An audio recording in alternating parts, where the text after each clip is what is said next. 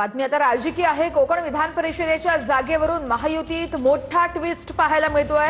राष्ट्रवादीकडून तटकरे या जागेसाठी आग्रही आहेत, तर शिवसेनेकडून भरत गोगावलेंचे सुपुत्र विकास गोगावले ही जागेसाठी इच्छुक आहेत। दरम्यान महेंद्र दळवींची कन्या जुईली जुईकर यांनी अपक्ष अर्ज दाखल केलेला आहे।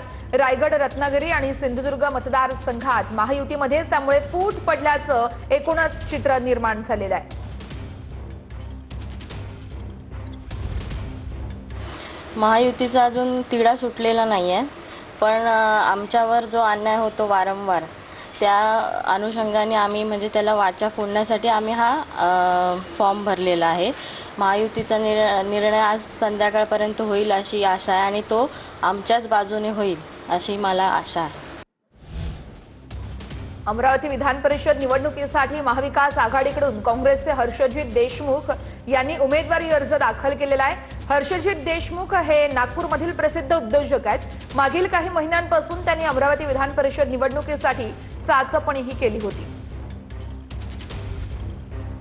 पक्षाचे भरपूर मतं आपल्या याच्यात आहेत। 453 पैकी एक महाविकास आघाडीचा एक बराचसा मोठा ज्याला आपण म्हणू वोटिंग शेअर आहे आपला या याच्यात, तर त्या आधारे आणि आपली स्वच्छ प्रतिमा आणि सगळे लोक मिळून आम्ही जे कॅम्पेनिंग करू इलेक्शनचं, त्याच्यात पक्ष आमचा महाविकास आघाडीचे आमचे जेवढे सदस्य आहे याच्या व्यतिरिक्त दुसरे पक्षाचे जरी असेल तरी त्यांनाही आम्ही विनंती करू की आमच्या पक्षाला पाठिंबा द्या, नवीन काहीतरी सुरुवात करू आपण।